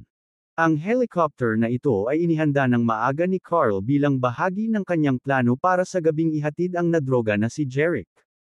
Isinakay ng 4 na Blade Gate martialist si Jeric sa helicopter. Sumakay din si Benny. Doon pa lang ay nakarating na sa rooftop ang 3 Stargate martialists. Nang makita si Jeric na inilipat sa helicopter ng mga lalaki mula sa Blade Gate, napuno sila ng pagkabigla at galit. Ibaba muna si Mr. Agosta. Sigaw ng 3 habang umaakyat patungo sa helicopter. Naglaro ang ngisi sa mukha ni Benny. Tumingin siya kay Leopold, na nasa rooftop pa rin, at sinabing, iiwan ko sila sa iyo. Nanlalaki ang mga mata ni Leopold habang sinasabi, Huwag kang mag-alala, Mr. Wyatt. Kakayanin ko itong mga menor de edad na manlalaro. Dahil doon ay naikuyom niya ang kanyang mga kamao nang napakalakas na pumutok ang kanyang mga buko. Pagkatapos ay sumugod siya, tulad ng isang tigre na sumusubok sa biktima nito. Whoosh! Isang malakas na pag-agos ng panloob na mana, tulad ng isang malakas na hanging-hangin, ang sumunod sa kanya. Ang tatlong martialists mula sa Stargate ay nakaramdam ng lamig sa kanilang mga gulugod. Sa pagkakataong iyon, parang mga shooting star ang mga kamao ni Leopold patungo sa kanila. Bang! Bang! Bang! Sa gitna ng umaatungal na tunog ng mga suntok, ang tatlong Stargate Mart A-list ay hindi man lang nagkaroon ng oras upang umiwas bago silang lahat ay pinalipad. Bumagsak sila lumapag sa rooftop, bawat isa ay dumura ng dugo at nawalan ng malay. Si Leopold, na pinakawalan ang kanyang mabangis na internal mana, na humahampas sa kanya na parang hanging mabangis, malamig na sumulyap sa mga natamba na Stargate martialists. Ilang baguhan lang, naisip niya. Walang tugma para sa isang elite intern force Marty A-list na tulad ko. Pagkakaroon. Inalagaan. Ng trio, nilingan niya si Benny para itanong, Mr. Wyatt, paano natin haharapin itong tatlo? Galing sila sa Stargate, kaya hindi natin sila pwedeng patayin basta itapon lang sila sa kung saan. Sa ganoong paraan, kahit na gusto ng mga Stargate na guluhin tayo, wala silang anumang ebidensya, sabi ni Benny pagkatapos ng ilang sandali. Yes, Mr. Wyatt, sagot ni Leopold. Pagkatapos ay kinuha niya ang phone niya at tumawag. Magpadala ng 7 o 8 lalaki sa rooftop. Got it, Leopold? Tugon ng isang boses mula sa kabilang dulo ng linya. Ibinaba ni Leopold ang tawag, at hindi nagtagal, dumating ang isang grupo ng matipunong lalaki. Sa ilalim ng direksyon ni Leopold, dinala nila ang tatlong walang malay na Stargate martialists. Napatingin si Benny sa rooftop stairway at sinabing, hindi ba sinabi ni Cal kay Miss Geller na umalis? Bakit ang tagal niya? Si Leopold ay mukhang naguguluhan din. Mr. Wyatt, titingnan ko ang bar. Tumango si Benny bilang pagsang-ayon. Aalis na si Leopold, may lumabas na figure mula sa hagdanan. Sa madilim na liwanag, nakilala ni Benny na si Carl iyon at tinawag siya, Carl, alis na tayo. Lumapit si Carl at umupo sa helicopter. Biglang napagtanto ni Benny na hindi pala kasama ni Julene si Carl. Carl, tanong ni Benny na may halong pag-aalala, di mo ba niyaya si Miss Geller na sumama sa amin? Nasaan siya? Kumunot ang noo ni Carl, medyo naiinis. Sabi niya gusto niyang uminom mag-isa ngayong gabi at ayaw niyang sumama sa amin. Ngayon lang naintindihan ni Benny kung bakit hindi nagpakita si Julene kasama ang kapatid. So, hindi pa niya binibigyan ng seal of approval si Carl, naisip niya. Bagamat alam ni Benny kung ano ang bumabagabag kay Carl, pinili niyang huwag sabihin ito ng malakas. Kung tutuusin, masasabi niyang wala sa magandang mood ang kanyang kapatid. Carl, alis na tayo, sabi ni Benny sa kanya. Tumango si Carl bilang sagot. Pilot, lumipad ka, agad na utos ni Benny. Kinilala ng piloto, at hindi nagtagal, nagsimulang umugang ng malakas ang mga makina ng helicopter. Habang umiikot ang mga rotor sa isang nakakabinging dagandong, ang helicopter ay umangat sa kalangitan. Sa loob, nababalot ng kalungkutan ang mukha ni Carl. Hindi niya inaasahan na tatanggihan ni Julene ang imbitasyon niyang umalis ng magkasama. Ang kanyang mga lolo't lola at ang pinuno ng Blade Gate ay nagpadala ng parehong gamit at Julene sa Vista Verde upang bisitahin ang pamilyang Wyatt, na may isang pahiwatig ng paggawa ng mga posporo sa hangin, umaasa para sa kanila na bumuo ng isang closet bond. Pero habang pilit na nilapitan ni Carl si Julene ay parang tinutulak siya nito palayo. Ang memorya ng kanyang pagtawa at pag-toast kasama si Jerick sa bar noong gabing iyon ay nagdulot ng selos sa kanyang puso, na parabang nakagat ng hindi mabilang na makamandag na ahas. Ibinaling niya ang kanyang tingin, tumingin siya sa walang malay na si Jerick, na nakadapa sa kanyang upuan. Bakit mas gusto ni Julie na makipag-chat at uminom sa isang walang katulad ni Jerick at hindi tanggapin ang aking nararamdaman? Bakit ganun? Pinag-isipan niya. Makalipas ang mga 10 minuto, iniwan ng helicopter ang nakasisilaw na mga ilaw ng Vista Verde, lumilipad patungo sa mga burol sa labas ng lungsod. Sa ibaba, sa gitna ng mga bundok, nagsimulang lumitaw ang mga ilaw ng isang villa. Bumaba ang helicopter patungo sa iluminadong villa na ito na matatagpuan sa mga burol, isang lugar na tila isang summer retreat para sa mga mayayaman. Bumaba ang helicopter sa damuhan ng villa. Bumukas ang pinto ng cabin, at lumabas sina Carl at Benny. 4 na marshalists mula sa Blade Gate, dala ang wala pang malay na si Jerick, ay sumunod sa kanila palabas. Pumunta silang lahat sa villa. Mataong ang bakuran ng maliwanag na mansyon. Ang mga gwardya mula sa paligid, pati na rin ang butler at mga katulong mula sa loob ng villa, lahat ay nakapila sa labas upang batiin ang magkapatid na Wyatt. Nang makita ng punong mayordomo ang paparating na mga kapatid, pinangunahan niya ang buong asambleye sa isang umawit na pagbati. Welcome, young masters, sa Summerhill Mansion. Tumingin si Carl sa katiwala at itinuro, gusto kong lahat ng tao sa mansyon ay nasa kanilang mga paa. Pagmasdan mong mabuti ang lalaking ito. Hanggang hindi ko sinasabi, hindi siya dapat makatakas o mailigtas ng sinuman. Habang nagsasalita siya, itinuro niya si Jerick, na dinadala ng mga marshalists ng Blade Gate. Agad namang tumugon ang mayordomo, syempre, young master. Babantayan siyang mabuti, at sisiguraduhin naming walang mga pagkakamali. Tumango si Carl pagkatapos ay hinarap ang 4 na marshalists mula sa Blade Gate, itinuro sa kanila, kayong 4, manatili dito at bantayan si Jerick, dapat walang sleep-ups. Oo kuya. Ang 4 na marshalists ay sabay-sabay na tumugon, ang kanilang mga boses ay tiwala at matunog. Ang kanilang katiyakan ay nagmula sa paniniwala na si Jerick, na ipinagkatiwala sa kanila na bantayan, ay walang iba kundi isang pushover. Bilang walang militar, ipinapalagay din nila na si Jerick ay hindi. Tumango si Carl bilang kasiyahan. Naniniwala siya na ang pagpapanatiling bihag ni Jerick sa liblib na mansyon sa bundok na ito ay isang walang kabuluhang plano. Walang sinuman mula sa pamilya Field o Stargate ay kailanman or guess that Jerick was held in this hidden villa. Bumaling kay Benny, sinabi ni Carl, bumalik tayo. Sumagot si Benny, oo, Carl. Ang mayordomo, kasama ang lahat ng mga bantay at mga katulong, ay agad na yumuko at nagsabi, ligtas na paglalakbay, mga Panginoon. Habang umaalingaw sa kanilang paligid ang koro ng mga palm, pumunta sina Carl at Benny sa helicopter sa damuhan at sumakay.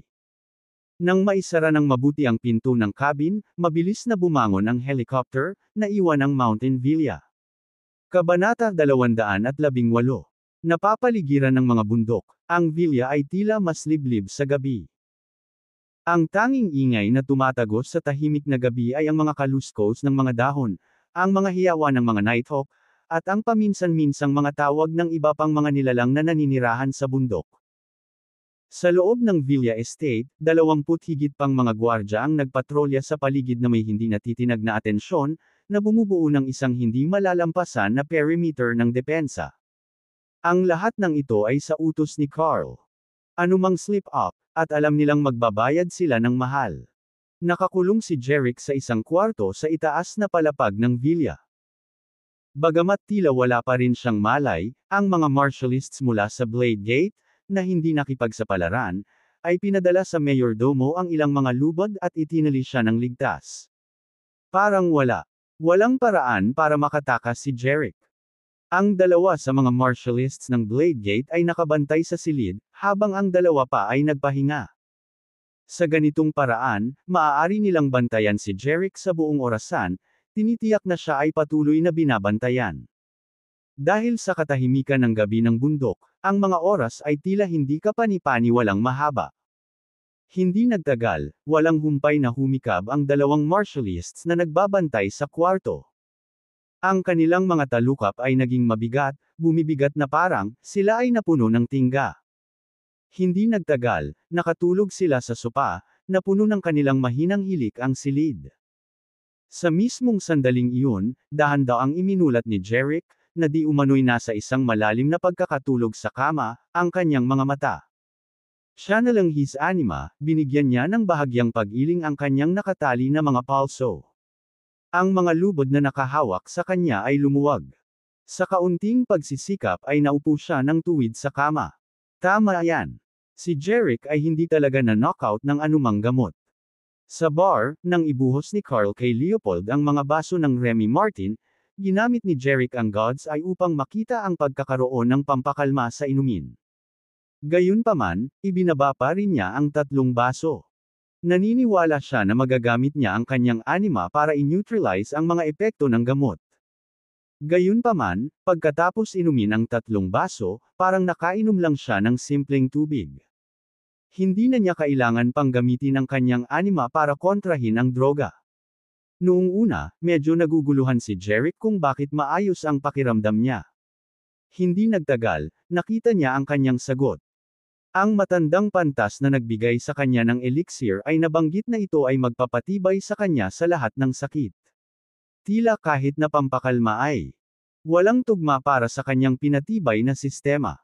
Kaya naman, kahit na pagkatapos uminom ng spiked wine, wala siyang naramdaman. Nang maglaon, nagpanggap si Jeric na apektado ng droga, na nagpapahintulot sa kanyang sarili na mahuli at madala ng Wyatt. Magkapatid. Na-curious siya kung anong mga pakulo ang ginagawa nila. Paglapit sa sofa, nakita ni Jeric ang 2 martialists ng Blade Gate, na humihilik. Mabilis, pinatigil niya ang mga ito sa pamamagitan ng pag-atake sa kanilang mga acupoints, isang kasanayang natutunan niya mula sa manual mula kay Tristan. Kaya diretso niya itong ginamit. Tiwala si Jeric na nakoma sila na tatagal hanggang kinaumagahan. Aalis na sana siya ng kwarto, may narinig ang matatalas na tenga ni Jeric. Naririnig niya ang mahinang hakbang ng isang bihasang individual na palihim na papalapit sa mansyon. Bagamat ang nanghihimasok na ito ay tahimik na gumalaw, na hindi napansin ng iba, nakuha ng pambihirang pandinig ni Jeric ang bawat detalye. Nang i-channel ni Jeric ang kanyang anima at nag-concentrate ng malalim, naririnig niya ang malayong tunog ng karagatan at ang huni ng mga kabayong tumatakbo sa kapatagan. Kaya naman, malinaw sa kanyang pandinig ang anumang bahagyang kaguluhan sa paligid ng mansyon. Narinig ni Jeric na may pumasok sa mansion grounds at mabilis na papalapit sa villa kung nasaan siya. Sa pamamagitan ng mata ng Diyos, malinaw niyang nakita ang nanghihimasok. Ito ay isang figure na nakasuot ng ganap na itim, na may takip sa mukha maliban sa isang pares ng mga mata. Gayunpaman, kahit na nakatago ang pagkakakilanlan ng nanghihimasok, nakilala siya kaagad ni Jeric. Julian. Oo naman, siya iyon. Ang dahilan kung bakit siya pinaghihinalaan ay dahil bumalik sa Wyatt Bar, sinabi niya sa kanya na maaari niyang tulungan siya sa kanyang mga problema. At ang problemang iyon ay si Carl. Ipinakita sa kanya ng mata ng Diyos kung paano nakita si Julian sa Blade Gate. Siya ay nakita bilang perpektong kapareha para kay Carl ng pinuno ng Blade Gate, lolo ni Carl, at lahat ng iba pa sa sekta. Naniniwala silang lahat na dapat niyang pakasalan si Carl, na hindi lamang gwapo at talento ngunit mayroon ding kakaibang regalo sa martial arts. Pero walang nararamdaman si Julian kay Carl. Ang bigat ng mga inaasahan ng lahat ay mahigpit sa kanya. Ang napakatinding pressure na ito ay nadama na hindi na mababago, na nag-iiwan sa kanyang pakiramdam na nakulong at walang kapangyarihan. Kaya't nang matukoy ni Jeric ang kanyang malalim na pag-aalala at sinabing makakatulong siya, walang alinlangan na nakita niya siya bilang isang lifeline. Nang malaman ito, napagtanto ni Jeric na dumating si Julian upang iligtas siya. Kung ganoon nga, hindi na siya basta-basta makakalabas ng kwarto niya. Dahil dito, bumalik si Jeric sa kama. Itinago niya ang lubod sa ilalim nito at saka humiga sa ibabaw, nagkukunwaring nawalan ng malay. Maya-maya pa, umalangaw-ngaw ang mga sigawan mula sa labas ng villa, na sinundan ng hindi mapag-aalinlanganang tunog ng bakbakan. Dahil sa mahigpit na seguridad sa paligid ng mansyon, malinaw na hindi posibleng makalusot dito si Julie nang hindi napapansin. Kaya naman, maliwanag na pinili niyang pumasok sa loob. Makalipas ang ilang minuto, tumigil ang ingay ng labanan, naiwan ang villa sa nakakatakot na katahimikan. Walang alinlangan, ang mga gwardya at martialists na iyon ay na-knockout ni Julin. Pagkatapos, may mga yabag na papalapit sa pintuan ng kwarto. Isang figurang nakaitim, nakatago ang mukha, ang pumasok sa silid. Kahit na ang kanyang kasuotan ay nakatago sa kanya, ang mapang-akit na mga mata ay nagbigay sa kanya na siya ay isang babae. Ang maitim na damit ay hindi maaaring matakpan ang kanyang nakamamanghang figure. Nang mamataan ang dalawang miyembro ng Blade Gate Sect, tila mahimbing na natutulog at humihilik sa sofa, kumunot ang noo ni Julin sa inis. Ang dalawang ito ay dapat na martialists ng Blade Gate. Naisip niya. Para silang dalawang natutulog na baboy. Kung ang isang tunay na kaaway ay pumasok, ang dalawang ito, na may kaugnayan sa pagtulog, ay malamang na mamatay sa kanilang pagtulog. Sumunod si Julin at inatake ang kanilang acupoints, na nagbabalak na panatilihin silang nakoma. Gayunpaman, wala siyang kamalay-malay na pareho na silang na-immobilize ng kanyang sarili at ni Jerick kanina. Nangangahulugan ito na ang dalawa sa kanila ay hindi lamang mawala ng malay hanggang madaling araw kundi mananatiling walang malay hanggang sa susunod na gabi. Ang dalawa ay double-cross nila sa pagtulog. Ang mga Marty A-list ng Blade Gate ay hindi kailanman umaasa na Matapos matiyak na koma ang dalawang martialists, lumapit si Julin sa kama kung saan nakahiga si Jerick. Kinuha niya ang isang maliit na bote ng jade mula sa kanyang damit, nagbuhos ng isang maliit na itim na tableta, binuksan ang bibig ni Jerick, at inilagay ang tableta sa loob. Nang maramdaman ni Jerick ang tableta, agad na naramdaman ni Jerick ang nakakasuka at masangsang na amoy na naging dahilan ng hindi niya mapigil ang pagbahin. Julin, ano bang pinakain mo sa akin? Ugh!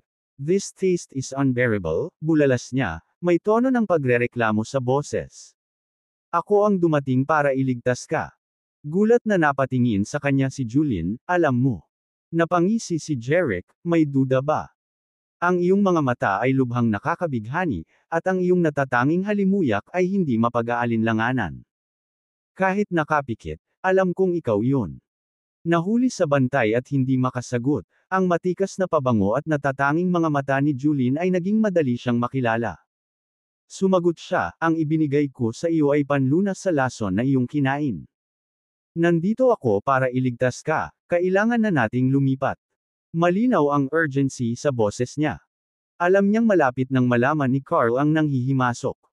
Gamit ang isang helicopter sa kanyang pagtatapon, mararating niya ang Mountain Villa sa loob lamang ng higit sa 10 minuto. Kailangan niyang gumawa ng mabilis na paglabas kasama si Jerick. Gayunpaman, tila hindi nababahala si Jerick. Kumilos ng mahinang tuhod, sinabi niya, Julin, nalason ako at nawalan ng lakas. I doubt na kaya ko. Lakad. Basta. Iwan mo ako. Kung susubukan mong buhatin ako, hindi ka makakalayo. Si Julin, na halatang naiirita na, ay nag-isip, kailan ko sinabing babuhitan ko siya? She shot back, ang antidote na ibinigay ko sa iyo ay dapat humadlang sa epekto ng lason. Bakit hindi ka makalakad? Tugon ni Jerick, ordinaryong tao lang ako, hindi martialistang tulad mo. Paano ako agad makakabawi mula sa napakalakas na lason? Ngunit kung handa kang buhatin ako, maaari akong tumulong na malutas ang problemang gumugulo sa iyo. Nang marinig ito, kinagat ni Julin ang kanyang labi at nagbabala, mas mabuting huwag kang maging isa sa mga panloloko mo. Kung niloko mo ako, magsisisi ka. Napangisi si Jerick, syempre, sinadya ko. Sa tingin mo babalik ako sa sinabi ko. Napabuntong hininga sa pagkagalit, tumalikod si Julin sa kanya, pamwesto para sa isang piggyback. May bahid ng pag-aatubili sa kanyang boses, sinabi niya, sige, umakyat ka, at ako. Ihahatid na kita palabas dito. Kabanata 219. Sa sorpresa ni Jerick, talagang handang buhatin siya ni Julin. Dahil nasabi na niyang hindi siya makalakad, hindi na niya kokontrahin ang sarili niya ngayon. Sa isang nagkukunwaring hitsura ng kahinaan, ipinulupot niya ang kanyang mga braso sa payat na leeg ni Julin at ikinabot ang kanyang mga binti sa kanyang baywang. Nang makitang nakahiga si Jerick sa kanyang likuran, lumabas si Julin sa kwarto at hindi nagtagal ay lumabas ng villa. Gamit ang kanyang panloob na mana, tumalon siya ng maganda, walang kahirap-hirap na lumipat sa mansyon. Sa liwanag ng buwan na sumisikat mula sa maaliwalas na kalangitan sa gabi, ang pag-navigate sa kanilang landas ay hindi masyadong mahirap para kay Julene. Gayunpaman, upang maiwasang makatawag ng anumang atensyon, pinili niyang iwasan ang paliko-likong mga kalsada sa bundok, sa halip ay pinili ang mga hindi gaanong nilalakbay na mga landas sa kakahuyan. Matapos ang tila medyo maikling tagal ng panahon, narating ni Julene, kasama si Jeric sa kanyang likuran, ang tuktok ng isang bundok. Ngunit sa pag-abot sa tuktok, sila ay sinalubong ng isang manipis na patak, isang pagkakaiba.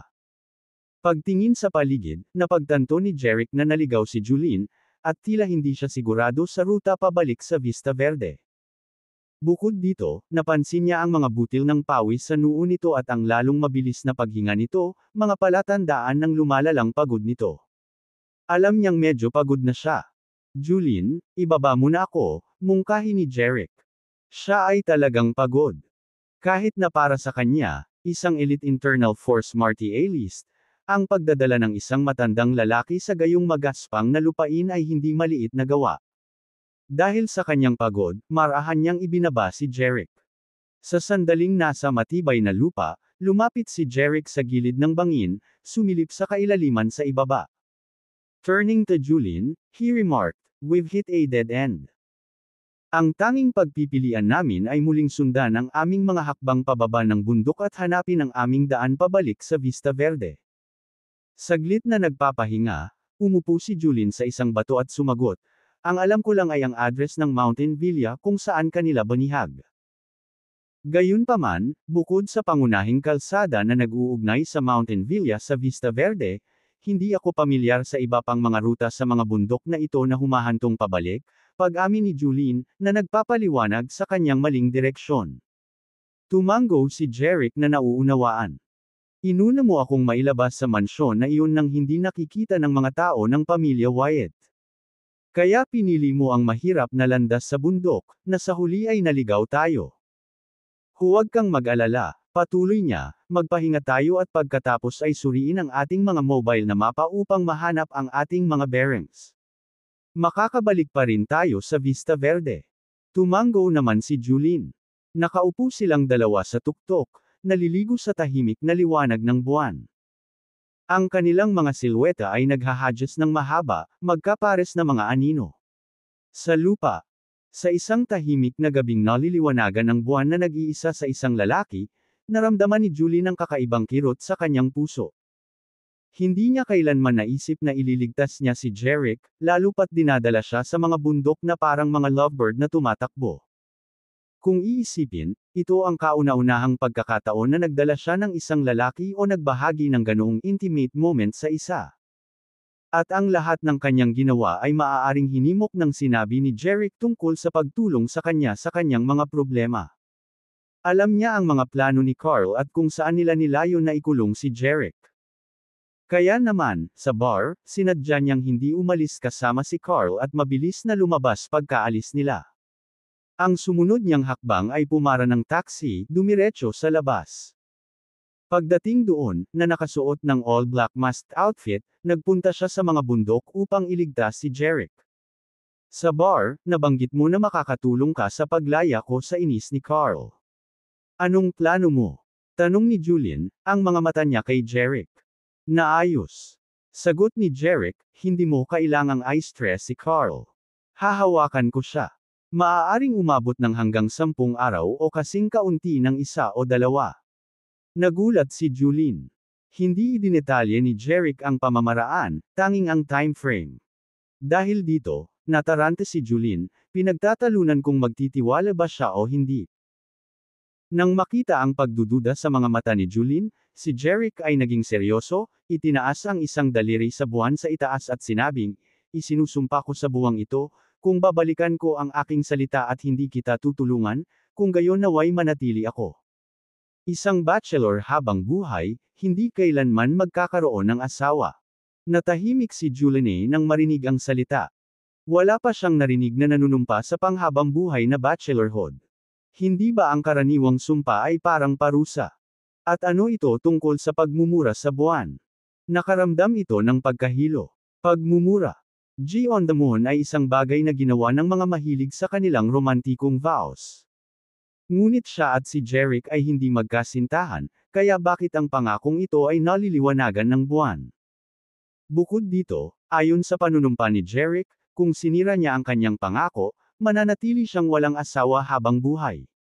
Ngunit kung mananatili siyang tapat sa kanyang salita, malaya siyang magpakasal. Ang mga implikasyon ng panunumpa ni Jeric ay mahirap balewalain. Iminumungkahi ba niya na si Julene ang magiging asawa niya? Ang sitwasyong ito ay humihingi lamang ng hindi pagkakaunawaan. Dahil sa alanganin, bahagyang umubo si Julene at sinabing, "Sige, hindi mo kailangang magmura. Naniniwala ako sa iyo." Pakiramdam niya ay tumakbo siya ng paykat ikot ngayong gabi. Si Jeric ay isang mad-ulash na karakter. Sa halip na ihayag ang kanyang plano, binanggit lang niya ang isang time frame.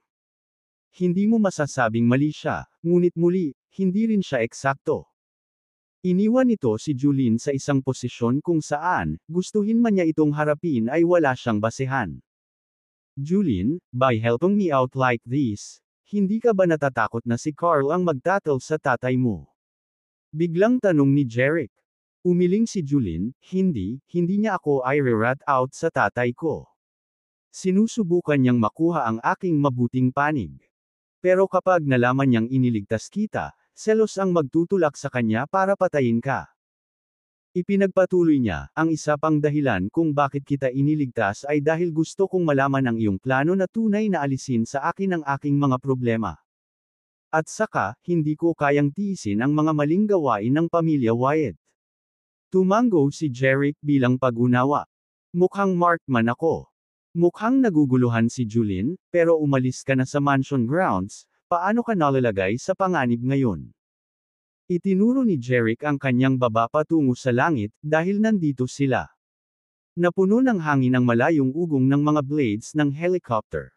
Naliligo sa liwanag ng buwan, 2 o 3 helicopter ang mabilis na lumapit.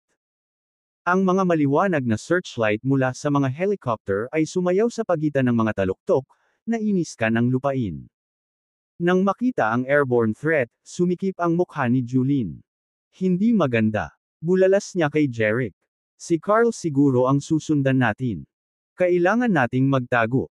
Ngunit bago pa siya makatapos, isang sinag mula sa isa sa mga searchlight ng helicopter ang nakalock sa kanila, na nagpapaliwanag kay Julene at Jeric. May sumigaw mula sa umaaligid na sasakyang panghimpapawid, ayan na sila.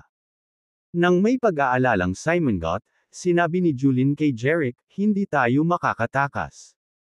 Sa ilang sandali, ang 3 helicopter ay lumapit sa tuktok kung saan nakatayo sina Julene at Jeric. Hindi nagtagal, dumating ang 3 helicopter sa tuktok ng bundok. Ang tallest na mga bato sa tuktok ng tuktok ay naging imposible sa landing. Sa halip na bumagsak, ang mga helicopter ay lumipad ng humigit kumulang 15 talampakan sa ibabaw ng lupa. Nakakabingi ang ingay mula sa mga blades, at ang kanilang mabilis na pag-ikot ay nagdulot ng isang bagyo. Pagkatapos, bumukas ang mga pinto ng 3 helicopter. Isa-isang tumalon ang mga marshalists mula sa blade gate mula sa sasakyang panghimpapawid, diretsyong bumagsak sa lupa. Nang makababa na silang lahat, mabilis na lumipad ang mga helicopter. Kabanata 220. Mula sa mga helicopter, bumaba ang humigit kumulang 20 marshalists ng Blade Gate, at kasama nila si Carl. Dama po ang tingin ni Carl kina Julene at Jeric. Kahit na nakasuot ng itim si Julene na may maskara na nakatikip sa kanyang mukha, halos agad siyang nakilala ni Carl. Julene. Ikaw ba yan? Tanong ni Carl na may halong pagtataka sa mukha. Nakatanggap siya ng tawag mula sa butler ng Mountain Villa na nagpapalam sa kanya na isang nakamaskara na individual na nakaitim ang nagligtas kay Jeric. Walang pag-aalinlangan, pinangunahan ni Carl ang isang koponan at lumipad dito sa mga helicopter.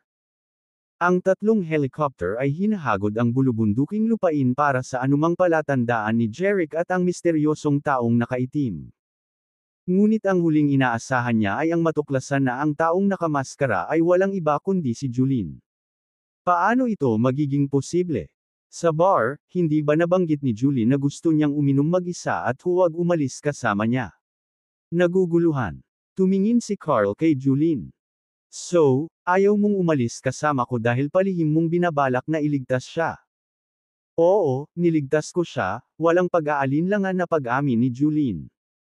Habang nagsasalita siya, ibinaba niya ang maskara, ipinakita ang kanyang mukha sa lahat. Nang makita ang mukha ni Julien, kitang-kita ang pagtataka sa mga ekspresyon ng 20 o higit pang Bladegate martialists. Habang tinawag ni Carl ang misteryosong tao bilang si Julien, sa una ay nahirapan silang paniwalaan na si Julien ang nasa likod ng maskara. Bakit mo siya niligtas, Julien? Tanong ni Carl sabay turo kay Jeric. Walang pinalampas na isang beat, ikinabot ni Julien ang kanyang braso sa braso ni Jeric at sinabi kay Carl, dahil gusto ko siya. Siya yung nahulog na sakin. Nang marinig ito, nag-alab ang selos sa puso ni Carl. Hindi siya makapaniwala na may nararamdaman si Julien kay Jeric. Sa isip niya, ipinapalagay niya na ginagamit ni Julien si Jeric para lang mapasailalim sa balat niya. Alam niyang walang nararamdaman si Julien sa kanya. Bukod dito, alam ni Julien na si Jeric ang nobyo ni Helene. Kaya, walang paraan na tunay na magustuhan ni Julien si Jeric. Kahit na may ganitong kaalaman, nakita si Julien na nakahawak sa braso ng isa pang lalaki, lalo na sa harap ng napakaraming junior apprentice, at hayagang ipinahayag ang kanyang pagmamahal kay Jeric, ay nagpainit sa galit ni Carl. Natigilan si Jeric. Hindi niya inaasahan na bigla na lang eyeballed ni Julien ang kanyang kamay at ipahayag ang nararamdaman para sa kanya. Ibinibilang ba ito bilang pagkakaroon ng bagong kasintahan? Naisip niya. Papalapit sa tenga ni Julien, bumulong si Jeric para siya lang ang makarinig. Di ba sabi mo kapag nalaman niyang niligtas mo ako, gusto niya akong patayin? Sa pamamagitan ng paghawak sa aking kamay ng ganito at pagdedeklara ng iyong nararamdaman, hindi mo ba tinatakpan ang aking kapalaran? Napakagatlabi si Julien sa pananahimik na sagot, bakit ba ang dami mong sinasabi? Hindi ba ito para protektahan ka? Hindi nakaimik si Jeric. Malinaw sa kanya na ang pagkilos na ito ay naglagay lamang sa kanya sa matinding panganib, ngunit sinabi ni Julien na ito ay para sa kanyang proteksyon. Oh, anong kabalintunaan? Matagal na hindi nakaimik si Jeric. Julien, simula ni Carl, pilit na pinipigilan ang kanyang init ng ulo, enough with the whims. Si Jeric ay pinakamahalaga sa pamilya Wyatt. Ibigay mo siya sa akin. I can left events of tonight's slide. Sa kabila ng apoy ng galit na nag-aalab sa loob niya, nagsalita si Carl ng may pasensya, na kinikilala ang espesyal na katayuan ni Julien bilang tagapagmana ng Bladegate. Ang puwersahang pag-alis kay Jeric ay maaaring magalit kay Julien, na posibleng masira ang kanilang relasyon ng hindi na maayos, at inaalis ang anumang pagkakataon para sa pag-iibigan sa hinaharap. Ngunit hindi natitinag ang determinasyon ni Julien. Makinig kang mabuti, Carl, sabi niya ng may matibay na determinasyon, hindi lang ito isang kapritsyo ngayong gabi. Sa Wyatt Bar, sa sandaling nakita ko si Jeric, ito ay pag-ibig sa unang tingin. Bakit ko pa siya ililigtas? Alam kong matagal ka nang may nararamdaman para sa akin, pero pasensya na, ngayon lang kita nakitang senior apprentice. Hindi kailanman naisip na tayo ay higit pa doon. Pero kay Jeric, iba. Nung nakita ko siya, bumilis ang tibok ng puso ko. Kaya nga nagsinungaling ako sa'yo, kaya hindi ako umalis kasama mo. Maliban na lang kung plano mong wakasan ang buhay nating dalawa ngayong gabi, walang aalis sa kanya sa akin. Habang nagsasalita siya, malamig na parang yelo ang ekspresyon ni Julien, ang tono niya ay nagmumungkahi na handa siyang isuko ang kanyang buhay dito.